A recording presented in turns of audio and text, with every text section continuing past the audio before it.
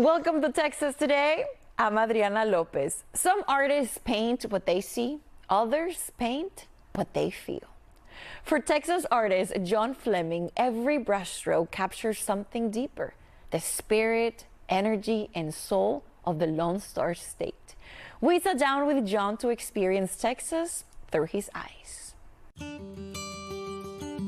I stepped back from the canvas and I was like, wow, I really like what's going on here. And fortunately, my collectors have too. And I'm so thankful that it has, because there's risk with creating a new look or a new style, because you're going to leave behind people who said, no, I liked your earlier work, which is great. But I think a true artist evolves. My name is Jon Flaming, and I'm an artist, and I refer to myself as a Texas artist because Texas is so big that it would take many lifetimes to capture it all, either on film or on canvas. Art became a passion for me at the age of 5. I was sitting in my little Sunday school class in Wichita, Kansas, sitting next to this little kid who was drawing a jet airplane. And keep in mind, in the 1960s, late 60s, we were in the heat of that battle, that conflict in Vietnam. And so little boys were drawing tanks and airplanes.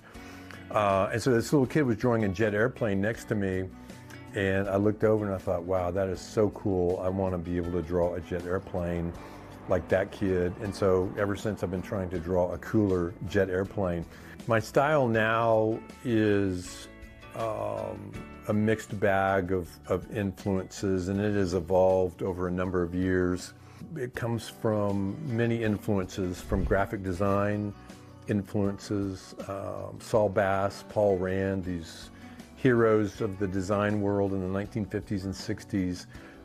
It's Hitchcock, it's Hopper, it is some of the early Texas artists, Otis Dozier, William Lester, Everett Spruce, Jerry Bywaters, these heroes of the Texas art world who were painting and creating outside the box. It wasn't the norm, impressionistic landscapes with bluebonnets. They were really stretching, trying to do something different. But then I'm also influenced by literature, by architecture, by music.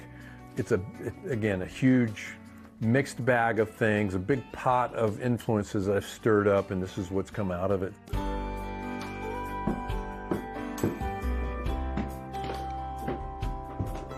And this is my studio. It's a lot of stuff, but this all inspires me. I'm inspired by things that are out, not things that are tucked away in drawers.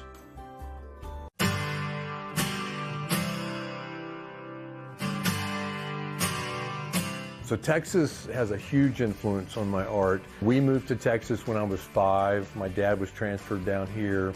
As I got older and was able to drive and to get out and explore and to really discover Texas, I think West Texas really calls my name. It's really my muse, especially the Big Bend area with the flora and the fauna, the cactus, the mountains.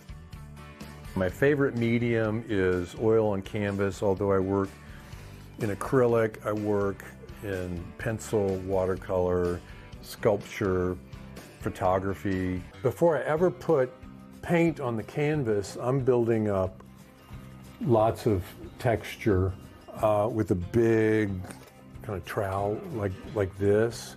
And then, so I cover the whole thing, and while it's still wet, I'm coming in with all sorts of tools that will give me these varied textures, background textures. You can see there's texture here, so it reveals some lights and some darks, which I'm trying to achieve because the style of my painting is pretty flat. I mean, there's gradations to it. It just helps to give a little more depth to the painting. I love all different mediums, and each one informs the other one. I work a lot in digital form on the computer. My favorite piece typically is the last piece that I did. Now, I also do have some favorites in the work that I've done over the years. One of those is a piece called Savior, and it's of a rancher holding a calf. There's this snake, rattlesnake at the bottom, and things that present danger to this calf. For me, that's a picture of Jesus leaving the 99 to go after the one. That's me. That rancher has come out to find me. Here I am stuck in the mud again. That really is a picture of rescue, of hope, mercy, grace, all on down the line. What keeps me coming back to the canvas, back to the easel, the brushes, the paints every day is this innate sense of needing to create. Art for me opens up doors of opportunity to engage with people, to build relationships, to hear other people's stories, to engage with other people and find out their story. What I want is for my family, my wife, kids, grandkids, to say he was present, he loved us, he spent time with us, he engaged with us. Oh, and by the way, he also was an artist.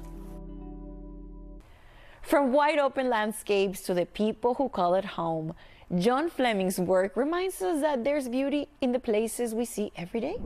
To learn more or to shop his work, visit jonflaming.com.